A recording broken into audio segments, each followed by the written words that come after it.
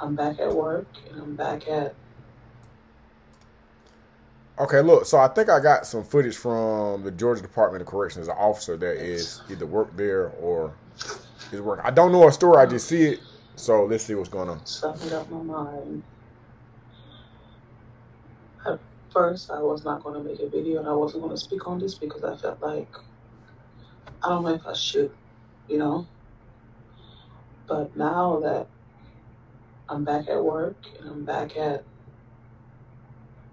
as me, I guess. And I'm realizing to myself I'm wasting my time. And let me tell you why I say this.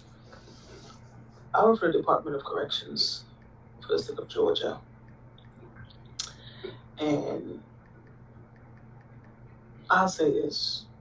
I'm thankful to God for the opportunity.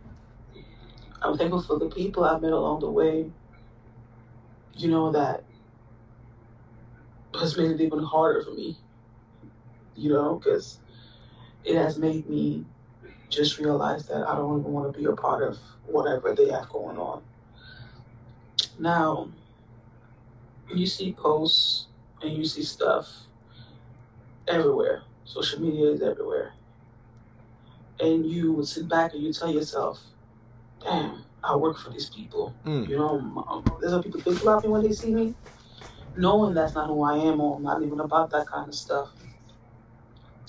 Now, those who know my past knows I've had a very sketchy, terrible, like weird upbringing. My past has been one I would say that I didn't ask for, I didn't expect would happen to me, but it happened to me. Being molested by my dad at a very young age, from the age of 8 to 11, 12. I was 11, 12, whatever, being misused and abused by someone that's supposed to protect you. My dad, that didn't happen for me. And I told myself that, I grew up and I wanted to be somebody that no one would expect. Like someone that could just be there for other people that need it. Because I know what it's like to not, have what you need. And oftentimes people think about the material things and they think about money. And it's nowhere near that when I say that, what you need. Because in life, we all need somebody. And I'm making this video because I'm not going to keep shrinking myself for these people, which I've been doing for so long. My accent is not the same. I don't even sound Dominican. I mean, I sound Dominican when I'm speaking by myself, and I'm talking to a Dominican. But the world has made it so uncomfortable for you to be yourself. Everybody has something to say, even if they have nothing to say. But I'm making this video to say, it might sound boring to you, but if you give me time to see where I'm going with this, I'm sitting here on the state clock, You on the on a hospital post. And I'm going to make this video on the state's time because I feel like the state needs to hear this. My name is Carrie Ann Frances Crumbly, and I'm an officer at Jackson. Oh, Jackson is dynastic. I'm going to tell y'all this. Everything in life has potential. Everyone in life has potential. Each and every one of us can do better if we want to do better. That's it. I don't want to hear anything. The reason why I said in the beginning of the video about my past is because no one uses it against me. And I'm saying that to you to let you know that I've been through certain things in my life that could have made me evil, and I did not turn evil. You hear? And then I chose this profession, I chose this career because when I was a little girl, I always told myself that I want to be a protector. Even as a child, coming from where I come from my country. Certain things happened in my country that didn't let it happen, okay? Fast forward, we're here. If you know me, you know I struggled through BCOT. I struggled with the gun. I struggled to shoot. That was my thing, was to shooting, because I couldn't see myself killing someone until the question you keep asking me, what if they killed you, or whatever. So anyway, I persevered. I strived. I did what I had to do, and I got it. Now, in the moment of all this stuff, classes, training myself, whatever it is, physically fit, whatever, to get what I want, I was just caught up on one occasion. Was my first time at the academy. Boom. The instructors, everybody, and I'm saying all this stuff just so you see, like, just people in life, all right? And I cannot talk about too much, but I'm gonna just talk about the Department of Corrections, because that's where I work at, and I may lose my job for this. I don't know. But a lot of things are fixable. I don't know if y'all really want to fix it. Okay. I don't think you guys want to. I think it's just a facade. And I'm the kind of person, when you hired me to do a job, I'm going to do a job. And these days I've become complacent. Hear me out. I'm not a complacent person, not a lazy person. But show me a company, I'll tell you who you are. The Department of Corrections has gotten so bad to the point where you train people, because anybody can come to get a job, apply for a job. Very few can do the job. Very few are even interested in the job. So when you find people who are literally coming and do the job that you asked them for, that you train them for, and will not do anything illegal or, to make the job more than what it is, you keep them, you hold them, and they're the ones that become your trainers. They're the people that you put to train the new fallen officers that's to come. Now, boom. What everybody's saying cannot be wrong, cannot be lies. The shit is true, and y'all know it's true. Y'all are terrible. Y'all are terrible. And y'all treat people terrible. Y'all do. I don't know what it is that y'all think that y'all have so much power in the world, but y'all shouldn't do that. And what I'm saying to the Department of Corrections is that, fine, people are already doing bad shit. You can't chase down every dirty cop or every dirty officer or every whatever. You can't. There's no way. I get it. But what you can do is talk to people and tell them that they can do better. And those that you know is doing it, you deal with them accordingly and you stop it. But if you have all this stuff going on, you don't understand how deep this is. This is real people you're dealing with. You're not dealing with clones or robots in a prison.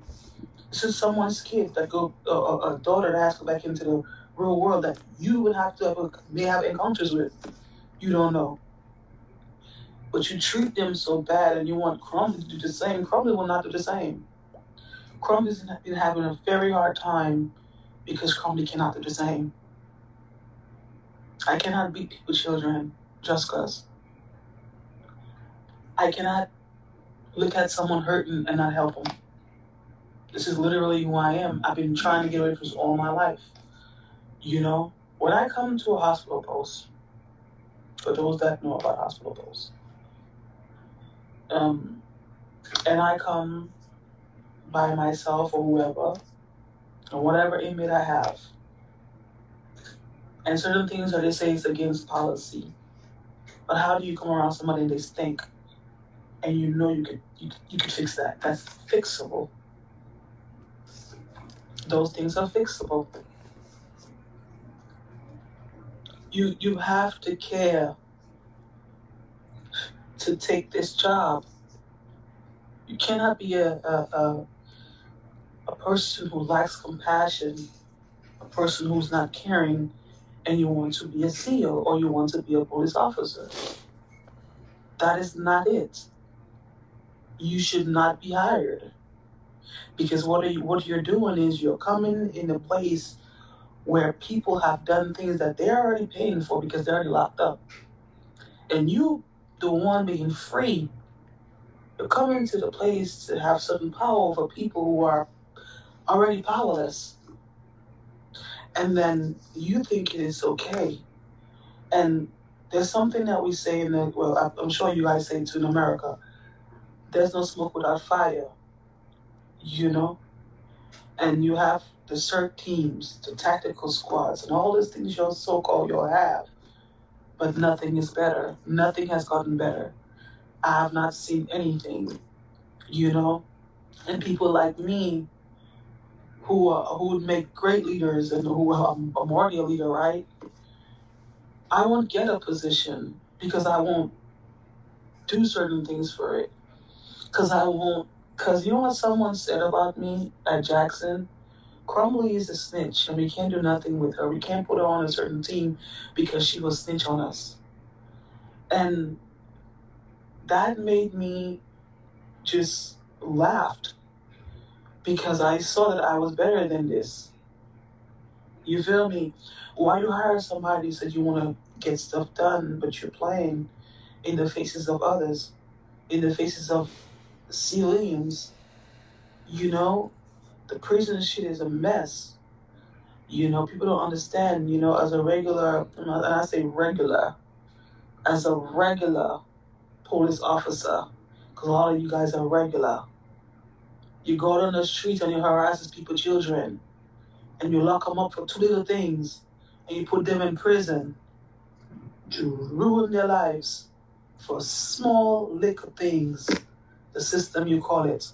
And then you never see them again. You're just a regular officer. All the officer do is just, maybe you show up to court probably for the hearing, if that happens.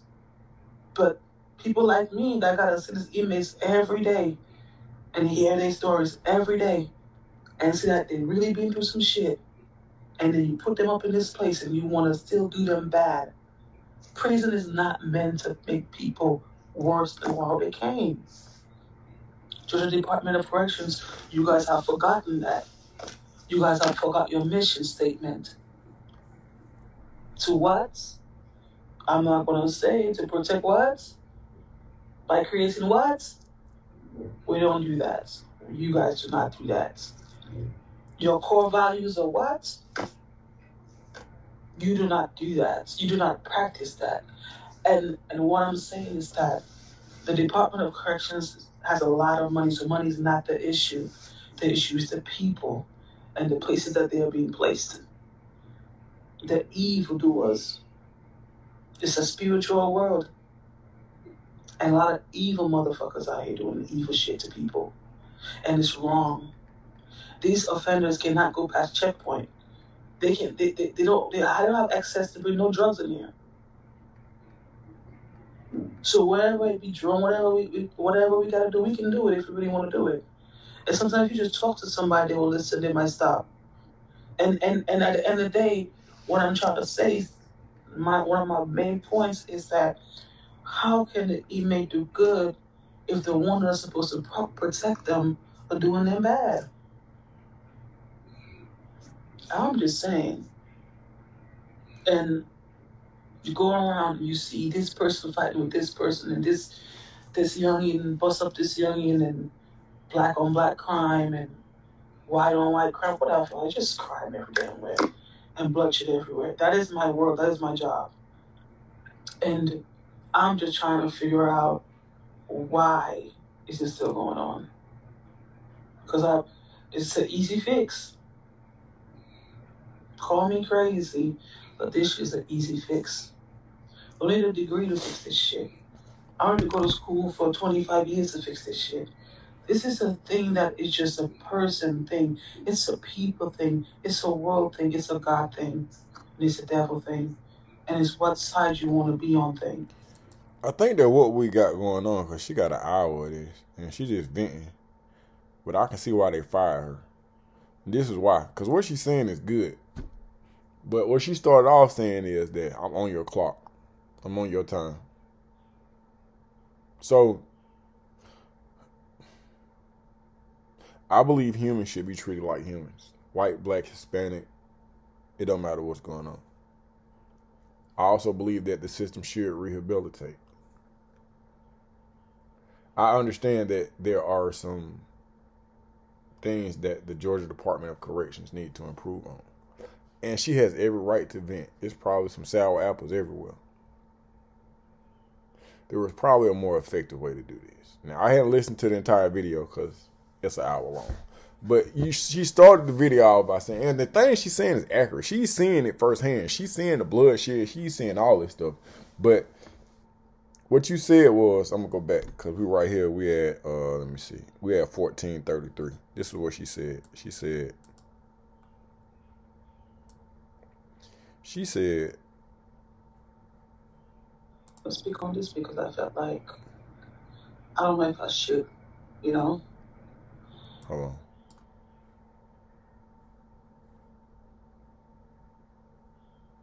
It's,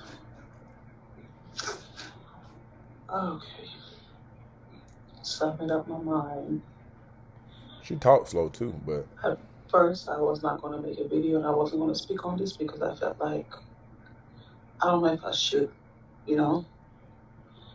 But now that I'm back at work and I'm back as me, I guess. And I'm realizing to myself I'm wasting my time. And let me tell you why I say this. I work for the Department of Corrections for the state of Georgia. And I'll say this. I'm thankful to God for the opportunity. I'm thankful for the people I've met along the way, you know, that has made it even harder for me, you know, because it has all right, so look, listen to me. You on these people clock. You got their uniform on, and you just came back from whatever suspension. So you almost remind me of, remember on, there's a movie with Denzel, American Gangster, where there's a lot of corrupt cops, and then there's a good cop, and then they find $1 million, and then he's counting it in front of everybody, thus causing more unneeded attention to himself. This makes his drive hard. He has the right idea. He's going in the right direction, but he is going against the grain. She is going against the grain, and she's doing it in a way that is, I can see why they fired you. What you're saying is good, but you on that clock. I'm going to see what else you get off into. Like, are you... Bless you for free. That's not bad. I'll do it for free. I'll do the whole job. I'll go over every single Department of Correctional facility and let that shit... I have that shit right in a month. I know I would.